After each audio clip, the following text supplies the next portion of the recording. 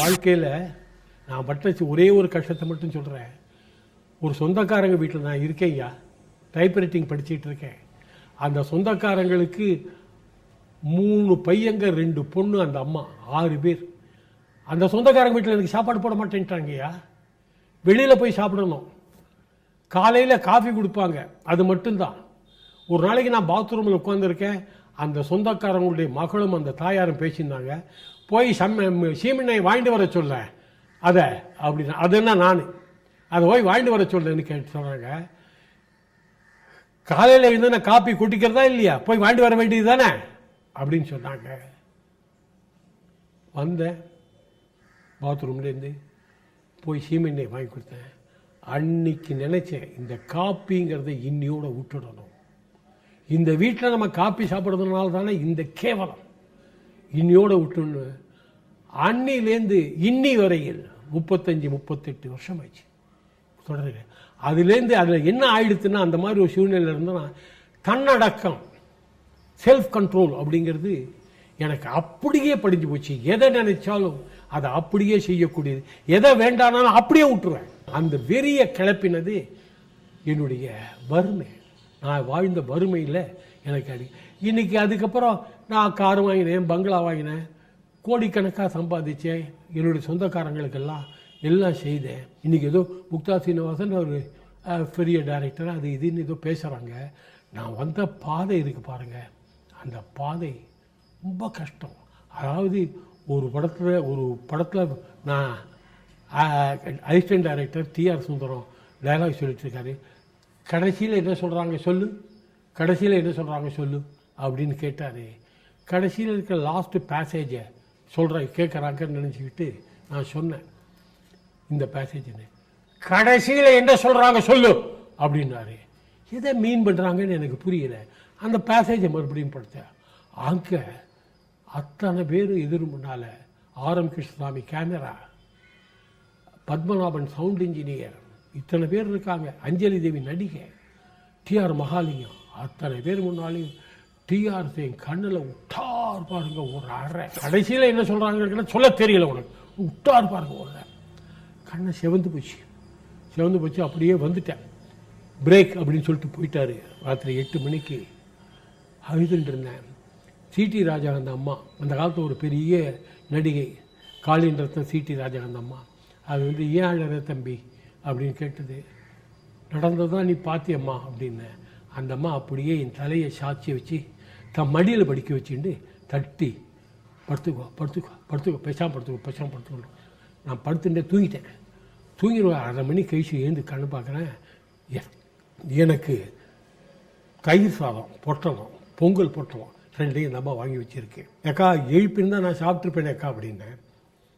நீ வருத்தத்தில் படுத்துட்டுருக்க, உன்னை எழுப்ப வேண்டாம்னு நான் நினச்சேன், எழுந்துரு சாப்பிடு அப்படின்னு சொல்லிவிட்டு அந்த சாப்பாட்டை எனக்கு கொடுத்தது. அதுக்கப்புறம் அது எங்கேயே போய் பக்கத்துலேருந்து தண்ணியும் பிடிச்சி கொண்டாந்து கொடுத்தது. அப்படியே மறுபடியும் நான் சாப்பிட்டு விட்டு ராஜகாந்த் அக்கா படித்த மடியிலேயே படுத்துட்டேன். அந்த ராஜகாந்த் அக்கா கடைசி காலம் வரையில் அதை நினைவு சொல்லி, இப்படி ஒன்று அடித்தாரே அவர், நீ வந்து படுத்துட்டேன்னா. அப்போ நான் சொன்னேன், அது ராஜகாந்த் அக்கா அவங்க அந்த மாதிரி அடித்து எனக்கு சொல்லி கொடுத்ததுனால தான் அக்கா என் கூட 100கணக்கான பேர் அசிஸ்டன்ட் டைரக்டராக இருந்தாங்க. என்னை விட திறமைசாலியிலும் இருந்தாங்க, என்னை விட திறமை குறவங்களும் இருந்தாங்க. ஆனால் இத்தனை பேரையும் மீறி நான் 45 படம் எடுத்திருக்கேன், வரிசையாக வந்திருக்கேன் அப்படின்னா அந்த அடி தான் என் அக்கா காரணம். ஒரு 2-3 வருஷமாக எனக்கு வந்து படம் எடுக்கிறதுல அந்த வேகம் எனக்கு கொஞ்சம் குறைஞ்சது. காரணம் 3 காரணம். ஒன்று, எங்கள் அண்ணன் செத்து போயிட்டார். அவர் எல்லா வெளிக்காலையும் நீ பார்த்துட்டு எனக்கு படம் எடுக்கிறத ஈஸி பண்ணி கொடுத்துருந்தாரு, அது போச்சு. 2வது, என் மேலே ரொம்ப பிரியமாக இருக்கக்கூடிய சிவாஜி கணேசன், நான் எது சொன்னாலும் அதை ஆக்ட் பண்ணி கொடுவார். அந்தமான் கதையில் நீங்கள் ரோடோட ஓடுறீங்க என்ன, நான் அதை கேமராவில் ஃபாலோ பண்ணுறேன்னு அப்படின்னு. நான் ஓடினா வேடிக்கை பார்த்துருக்கான ஆடியன்ஸு, அவன் கூடவும் என் பின்னாலேயே ஓடி வருவான் ஐயா, அவனும் படத்தில் வருவான் ஐயா, என்னையா பண்ண போகிற அப்படின்னு. ஆனால் நீங்கள் அதை பற்றி கவலைப்படாதீங்க, நான் வந்து என்னுடைய லென்ஸ் பிரகாரம் உங்களை மட்டும் ஃபாலோ பண்ணுற மாதிரி அவங்க தெரியாத மாதிரி பண்ணிக்கிறேன். அந்த மாதிரி இருக்காங்க. எவ்வளோ ஓடினாலும் ஓடுறையா, அந்த வயசில் அவர் எவ்வளோ ஓடினாலும் ஓடுறையா அப்படின்னு சொல்லக்கூடிய அளவுக்கு இருந்தார். அப்படி நான் பல பேரோட பழகினோம், பல பேரோட இருந்தோம். ஒவ்வொருத்தருடைய வாழ்க்கையை பற்றி சொல்லணுமா இருந்தால் நான் இன்னும் நிறையா சொல்லிக்கிட்டு போனேன். நான் எடுத்த படங்கள்லேயே ஒரு முக்கியமான படம் பரீட்சைக்கு நேரமாச்சு. அந்த படத்தில் சிவாஜி கணேசன் நடித்தார். அப்படி தான் கீழ்வானம் சிவக்கும் ஷூட்டிங் நடக்கும்போது என்னை கூப்பிட்டு முக்தா சீனிவாசன், டேய் நீ போட்ட ட்ராமா பரீட்சைக்கு நேரமாச்சு, நீயே கதை சொல்லிடுற அவர்கிட்டேன்னு. ஸோ ஒரு நாள் ஷூட்டிங்க்கு பெங்களூருக்கு 7 மணிக்கே போய் ஃபுல் கதையை சொன்னேன். ஃபுல் கதையை சொன்னோடனே கண்ணை மூடிக்கிட்டு தான் கேட்பார். அவர் தூங்குறாரா கேட்குறாரான்னு கூட நமக்கு தெரியாது. கதையெல்லாம் முடிச்சோடனே சரி வா டே சீனிவாசா வா நம்ம ஷூட்டிங் ஆரம்பிக்கலான்னார். எதுக்கு? கீழ்வானம் சிவகமுக்கு. முக்தா சார் வந்து பயங்கர டென்ஷன் பாட்டு. அப்படிதானே? ஊற்றிட்டியா? சரியா சொல்லியா? க்ளோஸ் பண்ணிட்டியா? கிடையாது, அது பிடிக்கலையா அவருக்கு கதை? ஊற்றிட்டா போட்டு கடுத்துட்டேன். இப்படியே தான் சொன்னேன். இருங்க சார், அவர் நாளைக்கு சொல்கிறேன்னு இருக்கார், அவசரப்படாதீங்கன்னு. அடுத்த நாள் எனது மறுபடியும் ஷூட்டிங்கு சீக்கிரம் வர சொன்னார். ஒருவேளை எல்லாரும் முன்னாடியும் அந்த டிசப்பாயின்மெண்ட்டை சொல்ல வேணாம், என்கிட்ட மட்டும் எப்பா எனக்கு இது பிடிக்கலன்னு சொல்ல போகிறார் நினச்சா, என்கிட்ட உட்காந்து சிவாஜி சார் இந்த நரசிம்மாச்சாரி கேரக்டரை அவர் என்ன புரிஞ்சுக்கிட்டாருங்கிறது அவர் ஒரு டெஃபினேஷன் கொடுத்தார் 1 hour எனக்கு. சிவாஜி கணேசன் ஒரு அந்தனராக அதில் நடிக்கிறாரு.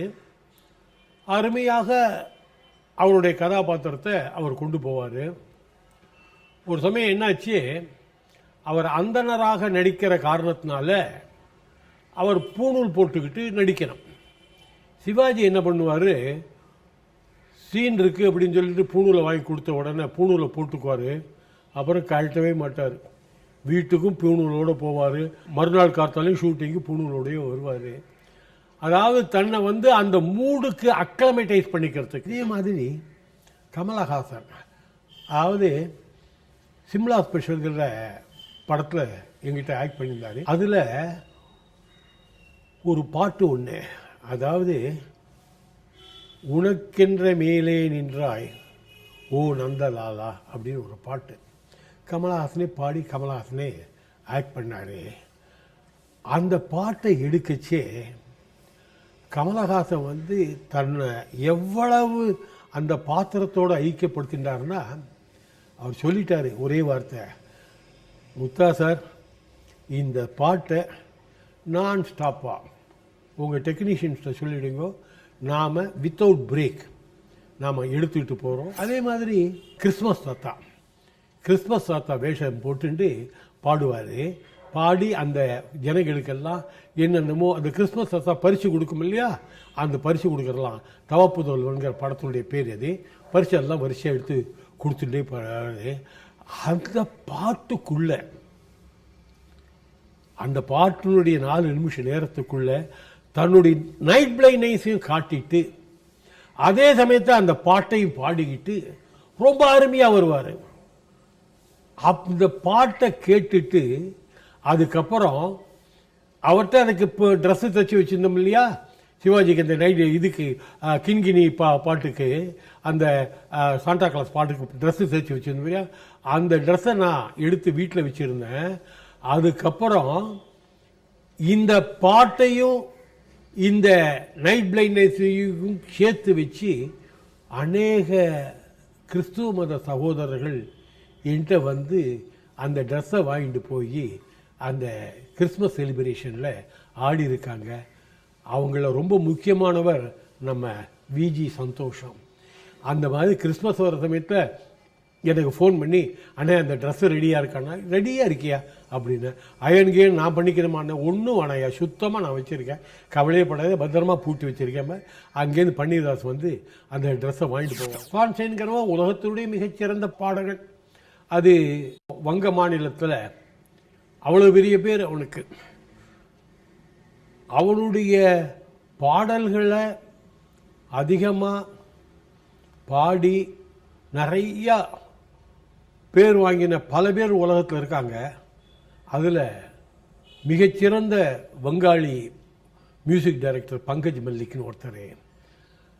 அவர் இப்போ நாங்கள்லாம் வச்சிட்டு இருக்க மாதிரி ஒரு பொது ஸ்டுடியோவில் போயெல்லாம் படம் எடுக்கிறது ரெக்கார்ட் பண்ணுறதெல்லாம் கிடையாது. அவர் தனக்குன்னு ஒரு இடத்த வச்சுக்கிட்டு ஒரு இடத்துல ஆசிரமம் மாதிரி வச்சுக்கிட்டு அதை எடுப்பார். அவர் வந்து அருமையான பாடல்களில் ஆயி பஹாரா ஜாயி பஹா டாக்டருங்கிற படத்தில் அவ்வளோ அருமையான பாட்டுகள் எல்லாம் எடுத்தவர். அதெல்லாம் நான் வந்து பெங்கால் போச்சே பார்த்து கேள்விப்பட்டு வந்து இங்கே என்ன சொன்னேன், மாதிரி தான்சேனுடைய பாட்டுனால ராணிக்கு குணமாகுதுன்னு வச்சு ஒரு கதை எடுக்கலாம் அப்படின்னா கண்ணதாசனை எது சொல்லுங்களேன் அப்படின்னாரு. கண்ணதாசன் வந்தார், விஷயத்தை சொன்னேன். அப்போ அப்படியே யோஜனை பண்ண கண்ணதாசன் முதல் வரி கொடுத்தாரு. அதுக்கு எம்எஸ் விஸ்வநாதன் மியூசிக்கு. அந்த மியூசிக்கில் எம்எஸ் விஸ்வநாதன் வந்து அதாவது நான் சொன்னேன் விஸ்வநாதன்ட்ட, இது வந்து ஒரு பெங்காலி தாட், இது அடிப்படையில் வந்து பெங்காலிக்கு சேர்ந்த ஒரு எண்ணம், அதனால் ஏதாவது பெங்காலி மியூசிக்காக போட அப்படின்னா. அண்ணே வேண்டாம், நிச்சயமாக வேண்டாம். நம்ம ஊர் தமிழ் பாட்டுக்கு நம்ம ஊர் தமிழ் ராகங்கள்லேருந்து சூஸ் பண்ணி அந்த ராகத்தை கொஞ்சம் மாடர்னைஸ் பண்ணி போட்டுக்கலாம். இதுக்கு பெங்காலி டியூன்லாம் வேணாம், ரவீந்திர சங்கீத் அதெல்லாம் ஒன்றும் வேண்டாம், இந்த மாதிரி செய்யுங்கோ அப்படின்னாங்க. அதுக்கப்புறம் அவர்கிட்ட சொல்லிட்டா, விஸ்வநாதன் ஓ இஷ்டம், உனக்கு எது சரின்னு பண்றதோ அது செய்யணும். விஸ்வநாதன்கிட்ட ஒன்றும் அவரை கொண்டாந்து கரெக்டாக அந்த மூடில் நிற்க வச்சு அந்த சாங் சுச்சுவேஷனில் நிற்க வச்சுட்டோம் அப்படின்னா விஸ்வநாதனுக்கு உலகமே மறந்து போகும். நம்மகிட்ட இருந்த கலைஞர்கள் சிவாஜி கணேசன், எம்எஸ் விஸ்வநாதன், இப்படிப்பட்ட உயர்ந்த கலைஞர்கள், என்எஸ்கே மாதிரி, கே ராமநாத் மாதிரி, ஏகே சேகர் மாதிரி, டிஆர் ரகுநாத் மாதிரி இருக்கக்கூடிய அப்பேற்பட்ட மாபெரும் ஞானிகளுடைய எஸ்எஸ் வாசர் மாதிரி, ஏவி மெய்யப்ப செட்டியார் மாதிரி.